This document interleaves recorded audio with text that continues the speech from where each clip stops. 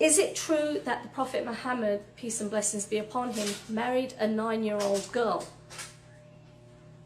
Now the question stems from authentic hadiths or reports that young Aisha radiallahu anha, she married when she was 6 or 7 years old, and that the marriage was consummated when she was 9 years of age. How do we as Muslims respond? How do Muslims respond? One Muslim is quoted as saying, "My Prophet was a gentleman and he did not marry an innocent 7 or 6-year-old or a 9-year-old girl." Now Muslims also respond by saying there are reports suggesting that the Prophet Muhammad, peace and blessings be upon him, married Aisha radiallahu anha when she was 6 and consummated the marriage at 9. However, there are other evidences to support the fact that she may have been older.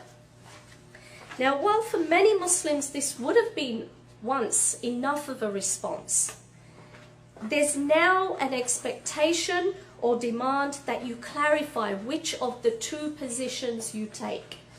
Do you believe that Aisha, when she married the Prophet Muhammad, peace and blessings be upon him, was 9 years old or 6 years old, or was she older? Was she in her teens or her late teens, as some Muslims, suggest?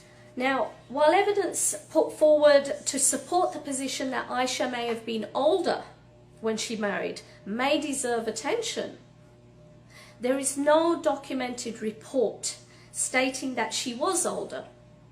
But there are reports, authentic hadiths, that do clearly state that she was 6 or 7 years old when she married and 9 years old when she consummated the marriage. My response and my position this evening at this presentation tonight is simply to say it how it is, how it was reported. And that is, yes, according to hadiths, Aisha radiallahu anha did marry at age 6 or 7. She did consummate the marriage at age 9. And she did remain in this marriage until she was widowed for 9 years. Am I disturbed by this? Should Muslims overall be disturbed by this? Was it wrong? Was the marriage of Aisha wrong? Was the marriage of young Aisha, may Allah be pleased with her, at age 6 in the Arabian Peninsula 1400 years ago, was it wrong at that time, at that place? History tells us no. In its historical context, it was not wrong. How do we know this? Aisha was married at age 6. She remained living with her parents for 3 years until the age of 9, at which point, yes, the marriage was then consummated with the Prophet Muhammad, peace and blessings be upon him, when it was socially and morally considered acceptable by all concerned. That included her parents, that included the community around her, that included Prophet Muhammad's worst enemies who were ready to assassinate him, but did not see any reason to attack him on this particular marriage or union.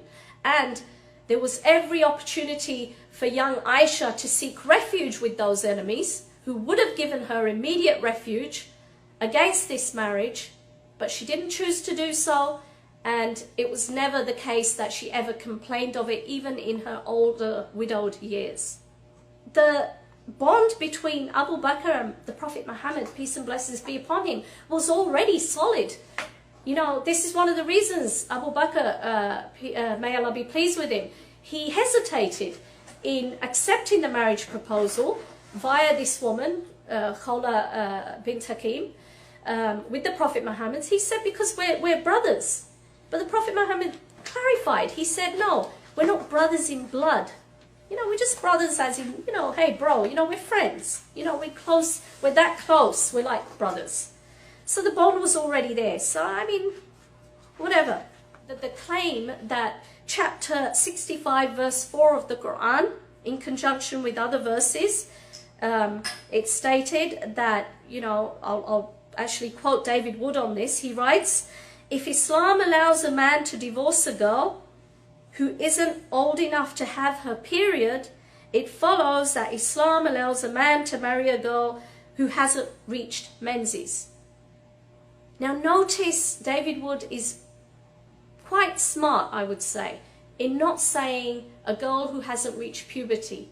Why? Because it is what it is. In the Quran, in that verse, it simply refers to menstruation. It simply refers to the term menstruation. It doesn't say that a girl who has not reached puberty is eligible. It doesn't even implicitly say that. She is eligible to engage sexually with a man or consummate her marriage.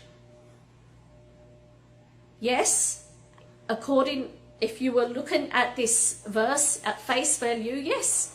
And according to the commentaries that go with this verse, a girl can marry, as did Aisha at age 6, having not menstruated or having not gone through puberty. And she can sexually engage having not menstruated. But can she sexually engage having not completed puberty? No. There's a difference between the terms puberty and menstruation. The two are not synonymous in this respect. There is nothing in the Quran or Islam to prohibit marriage to those who have not yet menstruated, yet it would be disingenuous, inaccurate, and dishonest to say that the Quran or other Islamic sources endorse consummation of marriage or sex with prepubescent girls. Remember, not premenstrual girls, prepubescent girls. And we know puberty does not require menstruation to be complete. Aisha narrated, the Prophet said, it is essential to have the consent of a virgin. Aisha said, what if the virgin feels shy? The Prophet said, her silence then means her consent. Now, it's important to note that the Prophet Muhammad clearly states the importance of obtaining consent. A girl should make it known when consent is not being given.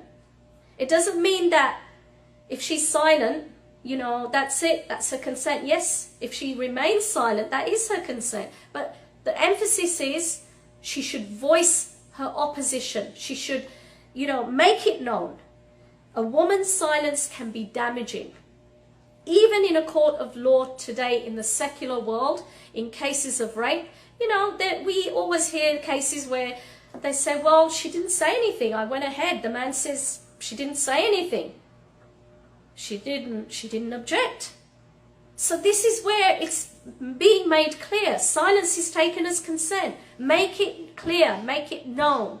This is what Islam is saying. The fact that Aisha is witnessing and narrating this hadith is also very important, because this confirms that Aisha herself was made aware of her own right after her marriage, after the fact that she is now married with the Prophet Muhammad, peace and blessings be upon him, of her right to also annul her marriage, just like this girl. Some may argue, well, maybe she'd be too scared, too frightened to do so, or to challenge the authority of the Prophet Muhammad, peace and blessings be upon him. Why wouldn't she be able to challenge it? There were many enemies of the Prophet who would gladly give her refuge and fight the Prophet for her right and challenge him against his own word of annulling this other young girl's marriage. So, you know, it could be challenged. The Prophet's words could have been challenged, but she didn't. She lived a happy marriage. She never complained about her marriage. She was happy with the Prophet Muhammad. Peace and blessings be upon him.